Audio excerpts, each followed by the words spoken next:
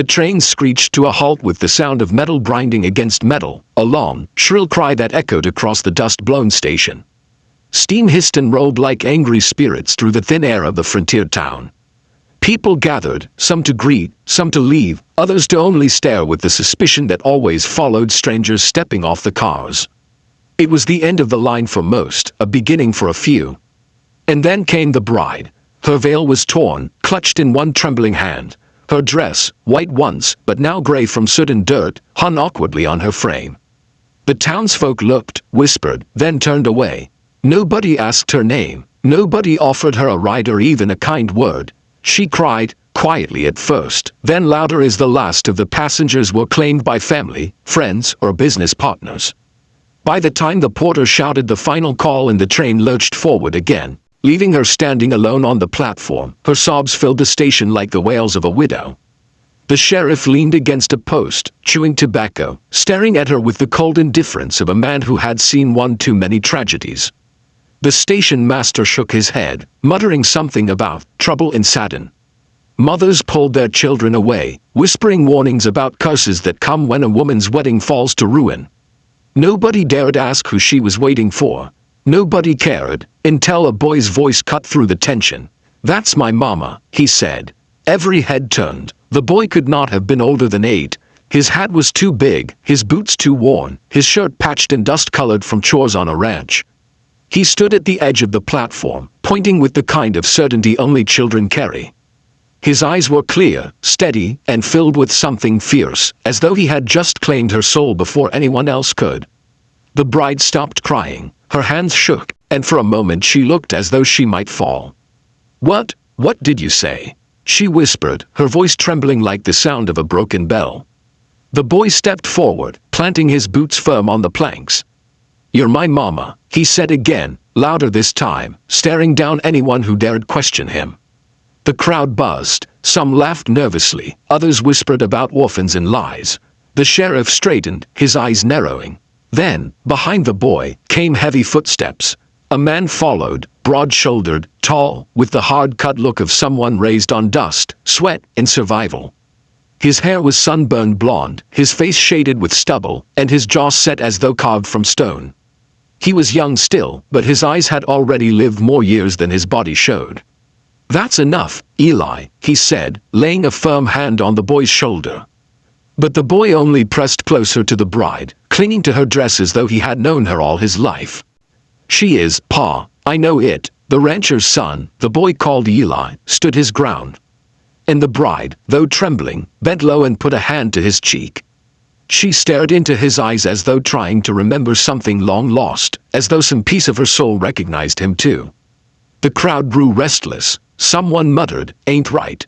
Another spat on the ground. The sheriff finally stepped forward. "Now, son," he said in his gruff drawl, "that woman don't belong to you or your boy. She don't belong to nobody, from the looks of it. Train station ain't no place for claims." But the rancher didn't flinch. His gaze was fixed on the woman. She looked at him, desperate, broken, yet somehow still clinging to a dignity no dirt could strip away. "You married?" the sheriff asked him, suspicion in his tone. The rancher shook his head slowly. The sheriff's lips curled. "Then you best step away." "But," the boy shouted louder, his voice cracking with both fear and courage. "I ain't lying. That's my mama." The bride swayed, her veil slipping from her hand and drifting to the ground. Nobody picked it up. She stared at the boy with wide eyes, then at the man behind him. Something in her chest broke, and tears fell again, not the tears of a woman abandoned, but of someone offered a lifeline when she thought she had none left. The sheriff snorted. "I've seen plenty. Women left, brides cheated, men who never came to fetch what they promised. She's another one of them, and none of your business." The rancher finally spoke. His voice was deep, quiet, but it silenced the mutters around them. "She's my business now." The crowd gasped. The sheriff's eyes narrowed. "You don't even know her name," he said. The rancher's jaw tightened. "Then I'll learn it." The bride trembled, words stuck in her throat. "Clara," she whispered finally. "My name is Clara." The boy smiled through his tears, repeating it like a prayer.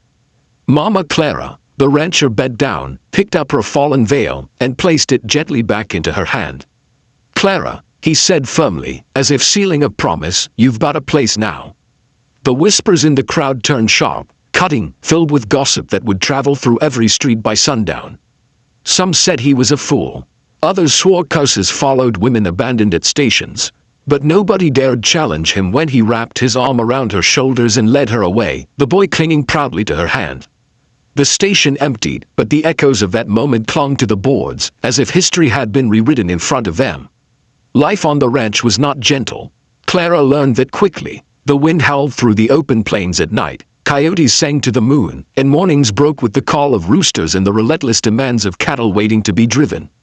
Yet for the first time since her world had crumbled, she was not alone.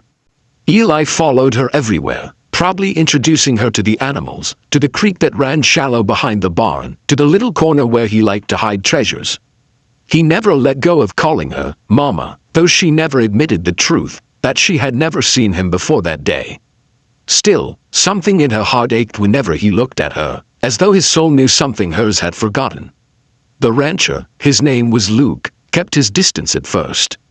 He worked the land with hard, silent labor, never asking her questions she wasn't ready to answer.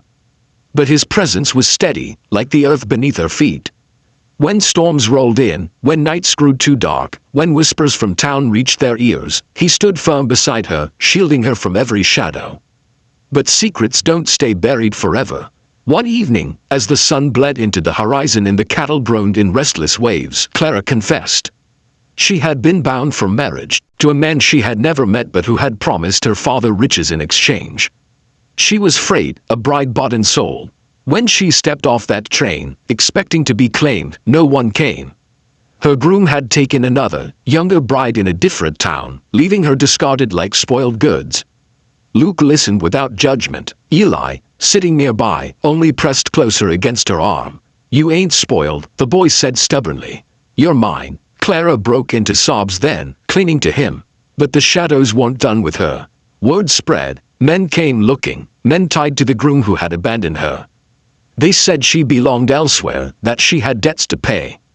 One night, torches flickered near the ranch, voices rose with threats, and the world seemed ready to drag her back into chains. Luke stood in the doorway, shotgun in hand, Eli clutching Clara's skirt. The flames of the torches licked the darkness, and the men shouted demands. "She belongs to me now," Luke said, his voice iron. "And if you want her, you'll have to bury me first." Silence followed, long, suffocating silence. Then the men cursed, spat, and finally rode away, swallowed by the prairie night. Clara fell to her knees in relief, her sobs shaking the walls of that small, hard ranch house. Luke put his arms around her then, not as a protector or savior, but as a man who had chosen her, and she had chosen in return. Eli stood between them, smiling through his tears, whispering again, "That's my mama." And for the first time, Clara didn't correct him. She never would, because sometimes, family is chosen in the fire, forged in the station where no one wanted you, and claimed by the one voice brave enough to speak into the silence. The bride who had once been abandoned was no longer unwanted. She was a mother, a wife in spirit if not yet in law, and the keeper of a boy's unbreakable promise. And the rancher's son had been right all along. She was his mama.